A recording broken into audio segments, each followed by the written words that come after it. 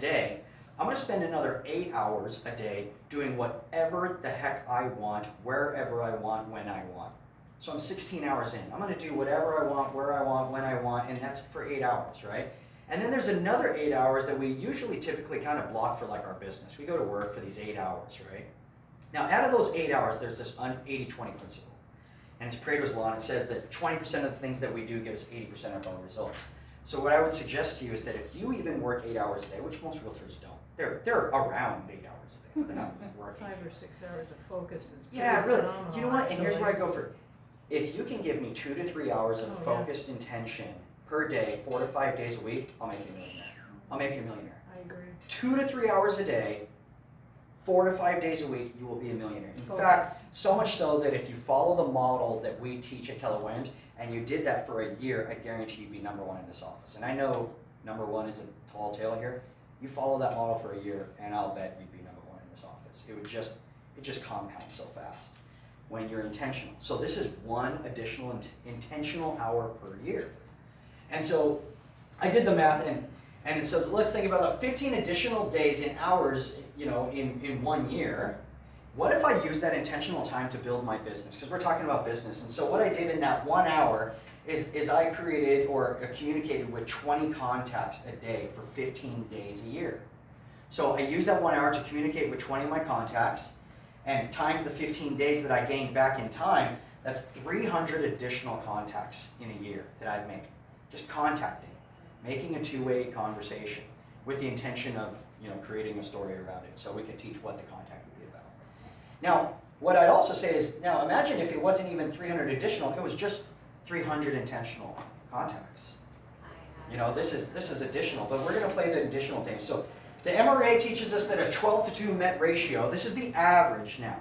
The average person studied agent got a 12-to-2 ratio from a database of 33 touch. Now let's say we're on the island here, we're not average, we're below average, Rob. Like things just don't work the same, we're below average, we're not as smart as the average people in 48 kind of. So we're only going to say that, this is average. So what are we? Are we half? Are we 10%? What do you think we are here? Because we got all these other reasons, right? 70. Let's say 50%.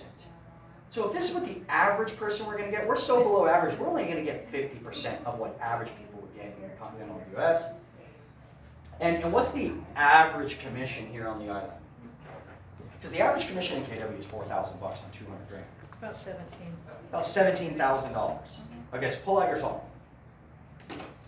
When we do this, it's 20 contacts a day for the extra 15 days. It creates an additional 300 contacts. What if it just created?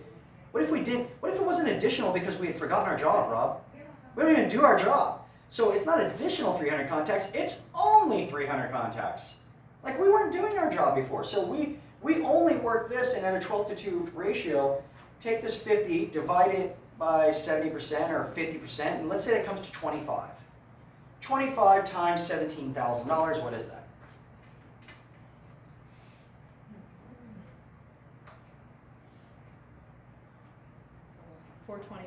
$425,000. So write that down. $425,000. Is there anybody who would like an additional $425,000?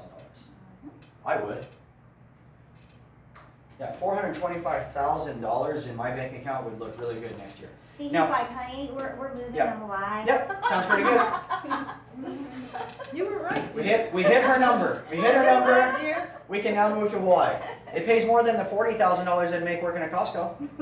Right, a year. Name sure. Yeah, right. So $425,000 a year. So in my world, when I get up just 1 hour earlier, because I'm intentional with words, so I'm speaking it into existence. In my world, when I get up just 1 hour earlier, each day I will generate an additional $425,000 in 2019. In this case, maybe we're going in 2020. When I get up just 1 hour earlier each day, I will generate an additional $200,000 or $425,000 in 2019. It's a nice affirmation. Wow. How can we get more, I love words, how can we get even more intentional about those? What can we change about this? I'm going to create a higher level of intentionality. In my world, it's just like me to get up 1 hour earlier and generate. What I'm going to do is I'm going to take out the negotiable parts. When, if, get up just 1 hour earlier each day, I generate an additional $425,000. What did I say the two most powerful words in the human language are? I am. I am a lead generator. I am a millionaire real estate agent. I get up just 1 hour early. It's just a declaration. It's not a goal, it's a declaration. I am this. This is just what I do. This is who I am. By the way, this is like in psychology they teach us, this is really kind of like deep and weird, but I'm a psychology geek and I love this stuff, is your perception of self, like the definition of who you are. So who I am is based on who I think you think I am. Not who I think I am. It's who I think you think I am. And I live into that. I'm the funny guy. Because she says so. I think you think I'm the funny guy, so now I'm the funny guy. I think you think, okay, and find my evidence, and I'm becoming what I think you think I am. Society says you're ugly, society says you're tall, society says you're short, right? I went to Peru last year, did this backpacking trip. It was amazing for my self-confidence. I was tall. I was meeting all these people that were like 4'10". I was the tallest guy in the country for a week. It was amazing. Right, I love it. But I come back to the United States and you meet all these guys that are like 6'7", and it's like, you go to Japan though, and I'm tall again. You go to Scandinavia, I'm short. It's all just perceptions, right? When I get up, it's a declaration. Imagine if we had a non-negotiable, we had a naked goal. We had a naked goal that was just this. It's just absolutely non-negotiable. This is just who we are. I get up just 1 hour earlier each day. I generate an additional $425,000 each year. That's just it. When I get up, no matter how late I am, no matter where I'm going, no matter what the consequences, I put on clothes. That's just non-negotiable. This is just who I am. What if we just change our thinking a little bit? Now, remember, we're only 50% good as the mainland. So $425,000, what if we were even average? So now we doubled it. Where are we at? $850,000? Are there people on this island who make $850,000? Yeah. What if we were 50% better? I like that one. Wow, wait, what would we have to think about ourselves to be 50% better? We'd have to think what's possible. I am. Yeah. So we start thinking, it's like, well, could everyone in this room do it? Well, I'm doing it. I am doing it. I don't know if everyone else in this room. I am. I make $1 million a year. I make $1 million a month. There's probably people in this island that make multi-million dollars a year in selling real estate. Probably don't even work as hard as you guys work. They just wear nicer clothes and have richer friends, right? Because that's who they are. I am this. They just declared it. You know? Habit number 2, a mental and physical health habit.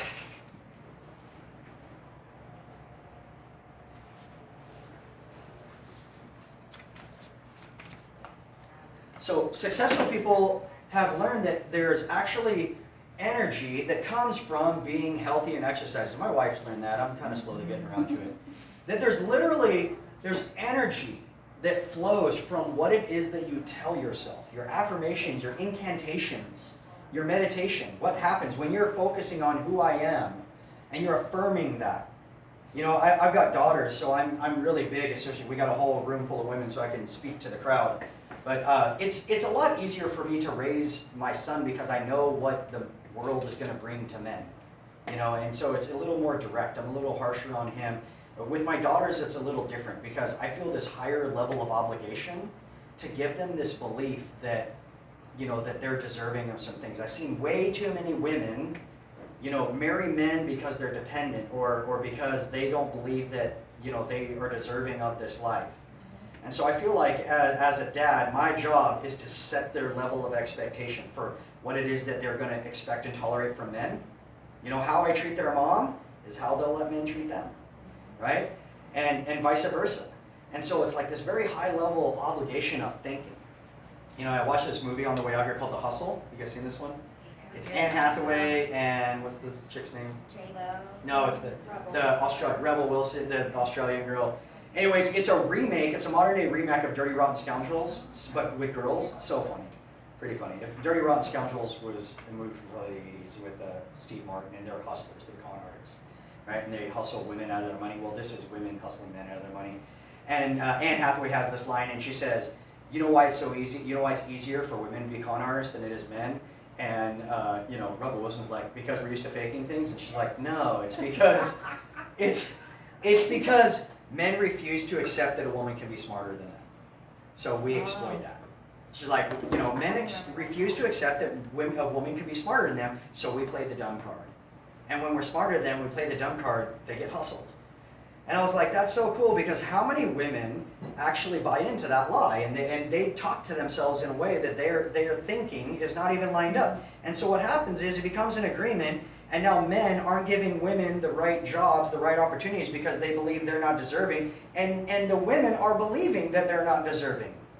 Like, it's just becoming this whole new way of thinking because of the way that they're talking to each other, their affirmations, right? The laughing part. This really stood out for me years ago when I heard this the first time, and they said, how intentional are you about laughing each day, about creating fun? I'm like, oh my gosh, at the time I was like, I've gotten away from it. They're like, what do you do for fun? Start asking your friends right now. Like, now that we're past like 19 years old, start asking friends, like, what do they do for fun? I interview as a recruiter, as an OP, as a coach. I interview a lot of people, and it's amazing and unfortunate how many people I will interview, and I'm like, what do you do for fun? And they're like, oh, I just work.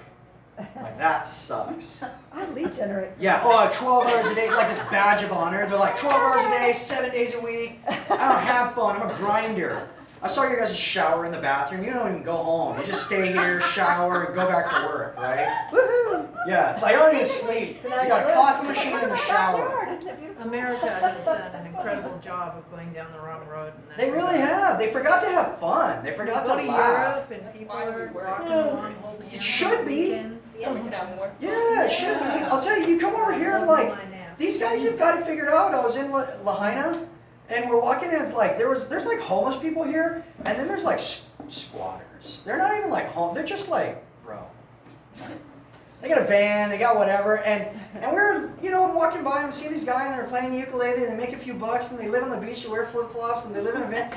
I'm like, these dudes are geniuses. They've got it all figured out. Like, this is, I actually have realized that I have goals to get rich.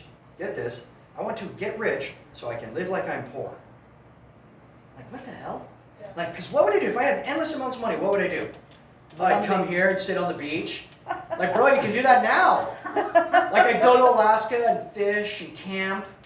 Like, dude, you can do that now. Like, go do it, right? But I'm like so afraid of all the consequences, not having choices and all this stuff. I'm like, no, I want to get rich so I can live like I'm poor. Like, bro, just go. These guys, they buy vans and they just live on the beach. I'm like, these guys got it figured out. They've learned how to have fun. This is what life is all about. The legacy worth leaving, the life worth living, all that stuff. It's like, enjoy yourself. YOLO, you get one shot at this life. Yeah. Mama bear. Yeah. And so, creating a habit around that, how many habits do we have that, like, is it just ingrained in us so automatically that it just happens? We have fun. And is our money the thing that unlocks all these things? And so there's 3 commodities in our world that we exchange and that we use. And write these down because they're very important. Commodities are like an exchange of currency kind of thing. And the first level of currency, the first commodity that we learn and we chase is money. And it's the lowest level of commodity that we have, currency. And next we learn, and usually, unfortunately, we don't usually learn it until we get a little older or get a little money, is time. So first comes money. Once you get a little money, you learn that money's not everything. Because without time to spend the money, without time to do the things you want to do, like, what the heck's all the money in the world good for? The third and the highest level of commodity is energy. So have you guys ever been to Disneyland? Mm-hmm. Okay, so Disneyland makes this claim. They claim to be the happiest place on earth. The happiest place on earth. That's a tall order. People fly from all over the world, save for decades even, right? And they fly all over the world to go to the happiest place on earth. And for a while there, like, we had season passes because we live in LA and my wife was homeschooling our kids, so she would take them all the time. And to this day, she's like one of the kids. She's like, let's go to Disneyland. Yes. She gets all excited, right? And so they create this experience. It's amazing how much intention they put into the experience that is that. Like, they've built off-ramps so that you drive right into the parking garage and the music starts playing and they're pumping in smells of churros and popcorn all throughout.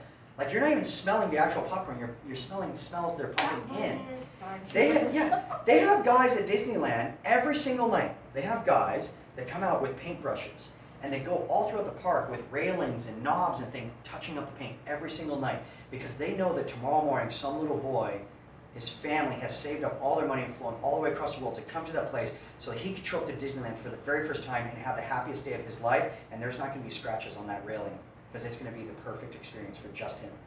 Like, that's the intention that they create, like radical experience, right? I mean, that's incredible intention and happiness. That's a huge, tall order. What if we took it to our life and like we looked at it the same way? How is it that we can have radical intention about, you know, our happiness, our fulfillment that comes from things, right? So energy is the highest form of commodity because you go to Disneyland and then you see these people that are there and they're in the happiest place on earth with all these intentions to do all these things. And they're like in one of these like electric carts driving around because they don't even have the energy to walk with their kids. They're on oxygen, they're on whatever, their diabetes kicked in, they don't even have the energy to enjoy the happiest day of their life with their kids or whatever, and they're like having to go to the front of the line and be helped into the ride. They can't even ride the ride because they're gonna have a heart attack or something like that. Like their energy, what a shame. What a shame that they can't even enjoy it. Wendy and I, my wife, we witnessed a magic moment. I love magic moments, right? Like just anchoring these magic moments in life. We just kind of like try to just anchor it, take it in, and just like absorb it. And so we went to Duke's for dinner last night, and we showed up without a reservation. We're walk in, we looked like wet rats because, you know, we'd gone swimming and stuff in the evening. And we show up, and anyways, there's an hour and 10-minute wait, and we're like, okay, we'll just make a reservation for Saturday. Maybe we'll come back on Saturday before we leave. And so the lady's like, I'll tell you what, there's just a cancellation. She'll take you to your table. I'm like, what? Like, and so we've got this thing about us. We say we're nice people. Like, we're friendly. When we're in lines at hotels, we get upgraded all the time. You know why? Because we're not attached. We're just like, as it gets more chaotic and we're in Vegas or whatever, and people are working hard, we're like, you know what? You're doing such a great job. Like, it must be hard on these days. You guys are doing amazing. Keep it up. And without that, we just like love on people, and it's amazing how many people just appreciate it. It creates magic moments, and people are like, thank you for that. By the way, how would you like a bigger room? They do it all the time. We don't do it for that, but it does happen. And so we're just there, we're like, and she's like, sorry, it's a wait, maybe we want to check the patio, they only do walk-ons, and da-da-da. And we're like, look, it's all good. We'll come back on Saturday. Like, why don't we make a reservation? We'll make a reservation on Saturday, we'll just come back, it's all good. And like, literally, like, we're in the middle of this whole conversation. We're like, should we do Friday? And I'm like, well, what time do you have? And she's like, we got 4:15. I'm like, what are we, 50? She's like, I got 9 o'clock. I'm like, what are we, 20? I'm like, that's all you got? It was like 9 o'clock or 4:15 on Saturday. Like, God dang it. And my wife's like, you know, let's just not. And she's like, I tell you what, take him to table 44. We just had a cancellation. It's fine. Just go. We were very confused. We were like, wait, what are you talking about? We're just trying to set this right. Stand over there. I was like, stand over there for a reservation? Like, sit down a little Here's what I think happened. There was all these people. There was a lot of people. It's a busy, you know, night, and it's Duke's, and you're in Hawaii, and all this stuff. And I think it was just we were chill about it. We're like, look, it's all good. The night before coming here, I was having a couple of cars towed from one of my houses to another one of my houses. Cause anyways, and I got a couple tow trucks towing these cars. And I parked my car, I'm telling them where to park it at my buddy's house and stuff. And one of the tow trucks backs in and smashes my car. The And he functioning car. My what? My functioning car, my car! And I need to drive back, not the one on top, like not the one I'm gonna restore, like my car that I drive. That we're gonna drive to the airport to get us here.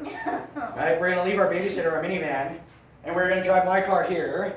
And he smashed it. And he was like, and he comes back and he smashed it on the street and he comes back in and he's like, hey, I just hit your car, I backed into it and it's bad. It's like, it's not drivable, it's bad. It's a big tow truck with a little Lexus. It just, there was a little scratch on the back and there was like nothing, you know, just went right into it. I was like, hey bro, it's all good. That's why they call them. That's why they call them accidents. They don't call them purposes, you know? I'm like, it's just an accident, right? And he's like, yeah, I go, you know anybody who can tow it? He's like, I can. I'm like, yeah, that was kind of a joke. I was like, yeah. He's like, bro, don't worry, we'll take care of it. I already called my boss. Like, we'll take it. We're gonna fix it. I'm like, bro, it's all good. Like, it's an accident, man. Let me get my stuff out of it. We'll take care of it. He's like, man, you're being super cool about this. Like, Why what not? would being upset Why do? not? Yeah. How would that help it? How would this help anything by being upset? You know, it's just a choice, right? Because I just choose to laugh about it. I'm like, took a picture. I'm like, of course. I just laughed. I even posted something about it. I'm like, it's all good. Like, it's just a choice to be upset or whatever. Now, by the way, by just choosing to have that attitude, how much cooler do you think these people are? Like, he called me the next day. He's like, dude, I talked to my boss. We called the body shop. We got a great relationship with it. We put a rush on it. We're going to get this thing fixed back. Like, you want to fix it. Is this okay? I'm like, yeah, you think if I was a total jerk, they would have been, like, as willing to, like, this guy was even cool about it. Let's hurry up and get his car fixed. He's in Hawaii for 4 days or whatever. Let's try to get it done as soon as we can when he gets back, right? So we're at the hotel. And I was just thinking, I'm like, you know what it was? We were just cool about it. Yep. And she's like, you know, because there was people waiting an hour and a half. She told there's 16 people ahead of us. They had an hour and 10-minute wait. All they would have had to do is bypass and go, hey, Joneses, you've been waiting, right? You're up next, cancellation. But we were probably the ones that were like, look, aloha, man, whatever. You know, like, we're good. The other people were like, an hour to pay these prices? Oh my God, you know, can we get on the beach or whatever? We're just chill, we're cool. So we just have this thing, we're like, look, when we're fun, when we're cool, and whether it serves us or not, at least we're happier. We're having fun. Like, you guys can be upset. We think it's funny. We're just going to laugh and have a good time. And by the way, once I choose that, I just find that people start upgrading our rooms and let us cut lines. And just like good things start happening, right? I Yeah. really do live my life that way, and I've noticed in the last couple of years that a couple times a week I have those little miracles. Mm. You know, one of the things It's little magic moments, right? those beautiful magic moments, like, you know, no matter who it is, I look people in the eye and I smile Yeah. and I mean it. And I had somebody down at Whole Foods a couple days ago, this old guy just walk up to me and say, I just wanted to thank you. Yeah. I mean, you know, and She gets that all the time. I get it all the time. It's awesome. I tell her, I say, you know what it is, honestly, and I joke, it's like, I think she's very pretty. And so, but what it is like, cause some people like, will have friends and they're like, well, of course they were nice to you, you know, or whatever. And I'm like, no, that's not what it is. People have seen pretty people before. What it is that they're not used to maybe seeing a pretty person that's nice. Or just nice people in general. Like, As a person be that nice. deserves your big, huge yeah. smile. And she's got, like, she remembers the sweetest people. It's like, she's friends with the doorman at Costco, and she knows all the guys. She's like, that's my friend, and I talk to him, and da-da-da, and she, like, makes friends everywhere she goes. She has yet to meet an Uber driver that they haven't, like, exchanged life stories with, and all this stuff. It's just who she chooses to be. When right? the Uber driver called me back, because I thought I left my sweater in there, he's like, are you the one that was on the radio at the Elton John concert? I was like, yeah. He's like, can you tell me all about it? I was like, okay. I used to always laugh and when my kids were growing up and say, oh yeah, I live to embarrass my children. Because when you visit with everyone and talk to everyone, That's how they're I was going, raised too. they're going, oh God, Or you know. that's her father. But my now they're father-in-law grown has up never and met a they stranger. understand the Yes. value. Now my mother-in-law has never met a friend. You know, she's like, nope, don't talk to anybody. My father-in-law has never met a stranger. He's just a talker, and she got that gene from him. She's like, hi. I'm like, Yeah, no, I get it. yeah. It's a good way to live. And so, you know what though? Here's the thing. Like, you change people's lives because Well, they need that glimmer of yeah. positive love. So there's an for just a moment. there's an Albertsons funny little story, and I'll just tell this one again. We have an Albertsons that she shops at often, and she knows Edgar the manager. And she's friends with Edgar the manager. Like, of course you're friends with Edgar the manager. And the old manager name was Mike, and we knew him too, and all these things, right? And it's like Edgar the manager. Well, she found, what's the name of those chips that you love that you found? Juanitas.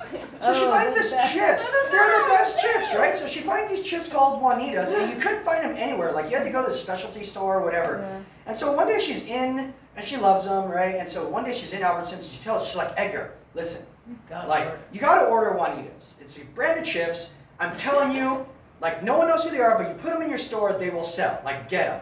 And he's like, all right, Wendy, like, I trust you. I'll tell you what, I'll find out the company, I'll order some, and get it. And, like, a couple weeks later, a week later. The best chips. They're the best chips, right? The best so she tells Edgar, the Albertsons manager, and he's like, sees her a week later, he's like, hey, found the company, ordered some, we got some coming in. Another week later, she comes back, and there they are, like at the end of the chip aisle, like bottom shelf, little pretzel, like, here's some Juanitas, like, and he's like, here they are, like, we got them. And she's like, great, oh, thank you, I'm telling you, people are gonna love them. It was like a month later, 2 months later, we come back from the store, she's telling me a story, I told that, for the third time or whatever. We walk by, I'm kidding you not, there's the Juanita aisle's like, like they had, it was like on display like their Frito-Lay. There was a whole row of Juanita chips, they're like end cap now. Why? Because like, who else would have a customer come in and be like, Edgar, where's the manager? We want chips or whatever, and be like, well, no, it's like, but he knew her, he had a relationship, and she's like, you got her, he's like, all right, I'll get some for you, I'll just get a case. I'm telling you, they'll sell. There they are, Juanitas are everywhere, right? Just living and laughing and yeah, enjoying life. Like, this is a habit that successful people. Now, does that qualify for an AHA? Yes, absolutely, write it down. Juanitas today? It's like you're at a restaurant, out of a bag. Oh, there you go. Yeah. So What's an aha that you guys have had so far? Just to have a radical intention to enjoy and live happiest at all times. Yeah. That's cool. Mine is more of a reinforcement of some things that Colin re-remembers. that I'm living through, and I'm just going like, God, it took me 60 some years to figure out a few things because things don't always show up. Yeah, they don't. In the form that we're taught they should just wasn't be. ready. That we're trying to put it ourselves into. Yeah. Sometimes our way of getting there looks different. Yeah. And we need to trust ourselves. No man watched the same stream twice. It's like we just weren't ready the first time. I think I'm so genius sometimes. I come up with these amazing business strategies. I'm like, look at me, what I figured out, and then I realized that Gary Keller's been saying it for 15 years. I've been listening to him, like, I just wasn't ready to hear it. Yeah. Like, I thought I created this right now, and he's been saying it for 15 years, and I wasn't hearing it. It wasn't landing with me, and I was finally ready. And so all of a sudden, I think I come up with it, and it was just in there the whole time. I love the fierce conversations. Have you guys been paying attention to all that? Yeah, have you read the book? No, it's on my list. I haven't read it yet. It's I was really just good. introduced to it, I guess, during Bull. Yeah. I've gotten to meet and talk with Susan Scott, the author. She's a friend of Diana Kokoska's, Okay. and really, Neat talk, yeah. yeah, very, very fascinating, deep woman. We had a very fierce conversation, by the way, too, Yeah. about But love. I think it's so true that our conversations are all with ourselves. Mhm. It's just sometimes there's other people there, right? They start And with we have a lot of themselves, versations, with. yeah. I think that's how you spell it.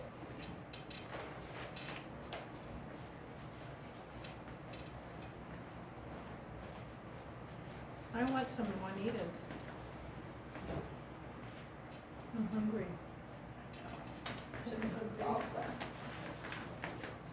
That says actions, the page below.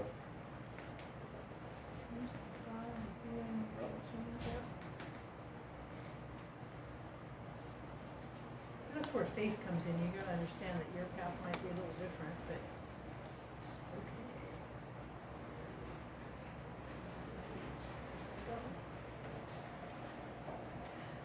So this is such kind of the way that we're wired.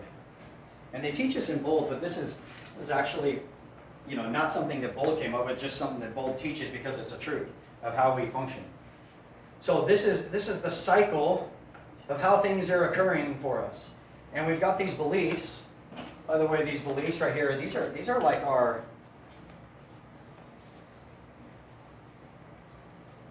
programs. It's our operating system.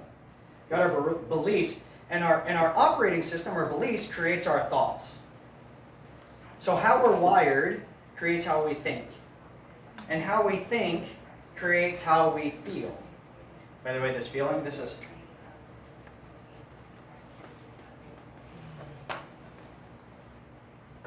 feelings, they're emotions. And there's only two root emotions. We only have two emotions. Everything else is a derivative of one of those emotions. You know what they are? Love and hate. Love and hate. Well, actually, it's not love and hate. No, I know. It's fear or faith. Love and fear. Love and Right? hate. Love, yeah. Well, hate is a derivative. Hate is a derivative of love. It's very close. Yeah. So without love, without hurt around love, you can't have hate. Mm-hmm. Yes. It's a derivative. It's like a byproduct. No, you hate someone if you love them. If you loved them first.